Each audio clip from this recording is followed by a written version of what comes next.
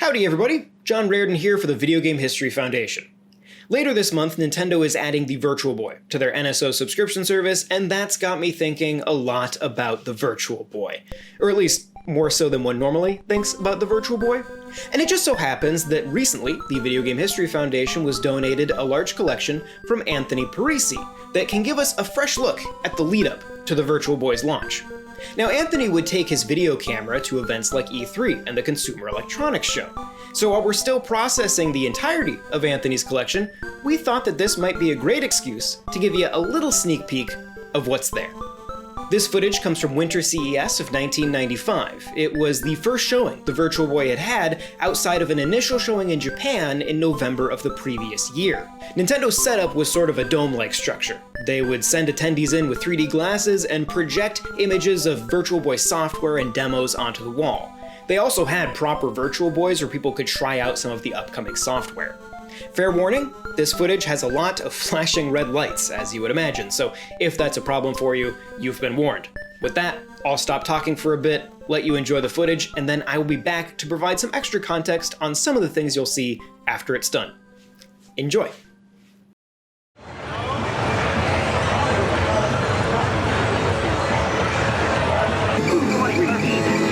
Did you see when he ducks underneath the grid is? See that? He goes underneath them. Oh, that's nice.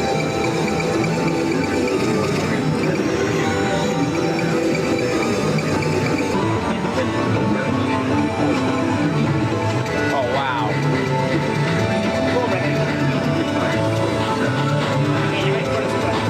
Well, you took my spot.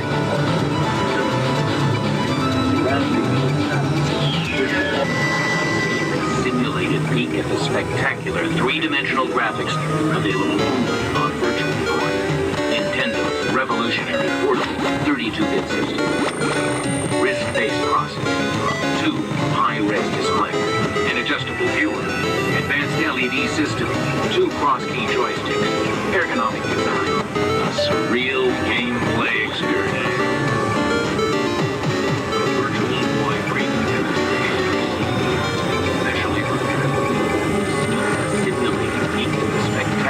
Three-dimensional graphics available only on Virtual.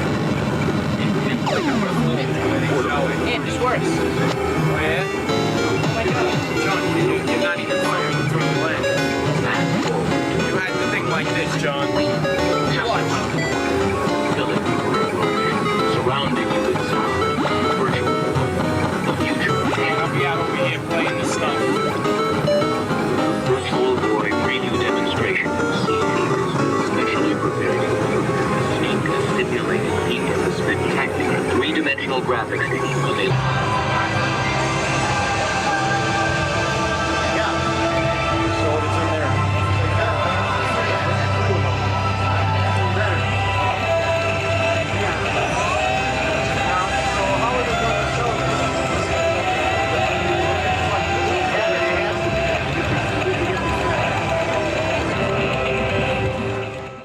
Pretty cool stuff, especially that nice long look at the Mario Land demo. During that footage, you can actually hear Anthony Parisi telling John Ricciardi, who is actually a person holding the camera, to put the 3D glasses in front of the lens so the camera will only see one image. It's a fun little nugget, as Ricciardi is a former games journalist who went on to found the renowned localization company 8-4.